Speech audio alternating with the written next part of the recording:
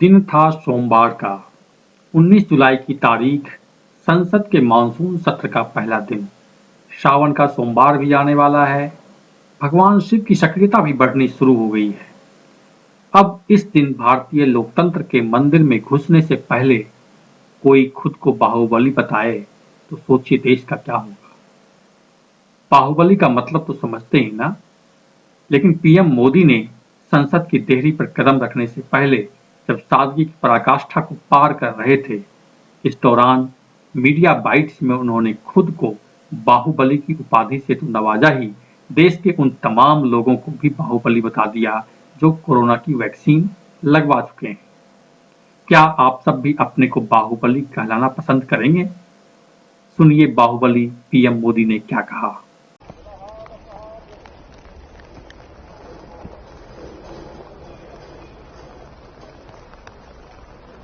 साथियों, आप सबका स्वागत है।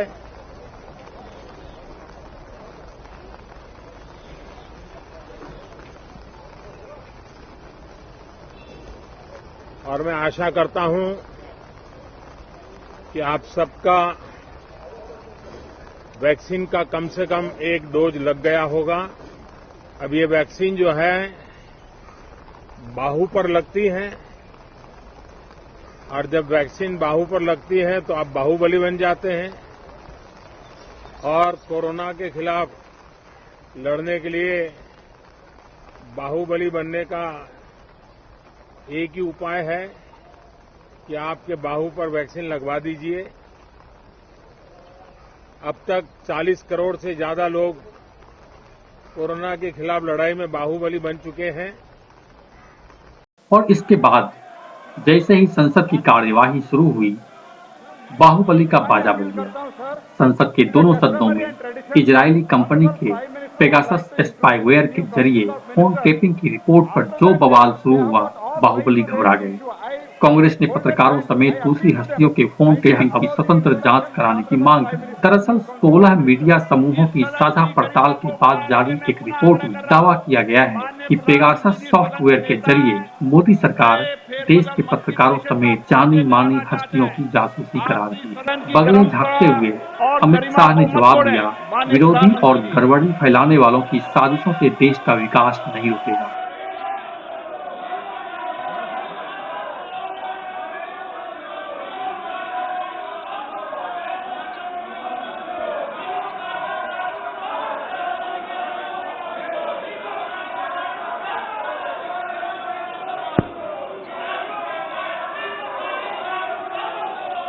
नए नवेले आईटी मिनिस्टर अश्विनी वैष्णव बोले, Honorable Speaker Sir, I rise to make a statement on reported use of spyware Pegasus to compromise phone data of some persons.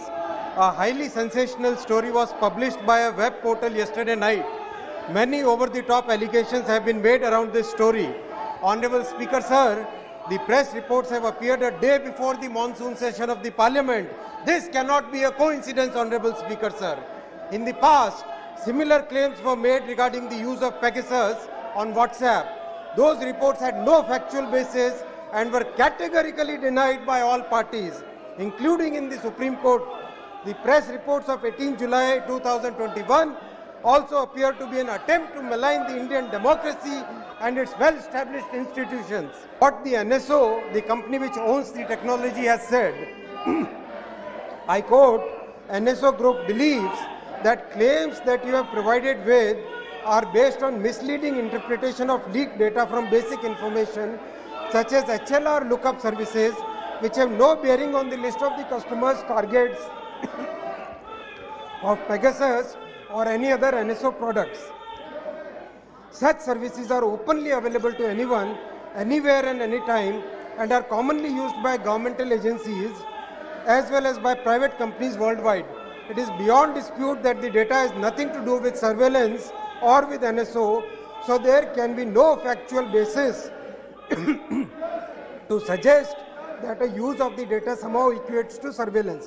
बहरहाल बाहुबली बन रहे पीएम मोदी और उनकी सरकार के लिए पेगासस का यह वायरस कोरोना से ज्यादा खतरनाक साबित होने वाला है, क्योंकि इसमें क्या अपने और क्या पराये सबको लपेटने का कुत्सित प्रयास सत्ता के शीर्ष पर बैठे दो लोगों ने मिलकर किया है, साबित हो चुका है।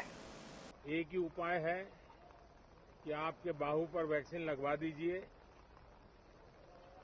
अब तक 40 करोड़ से ज्यादा लोग कोरोना के खिलाफ लड़ाई में बाहुबली बन चुके हैं। सत्ता विमर्श ब्यूरो की रिपोर्ट।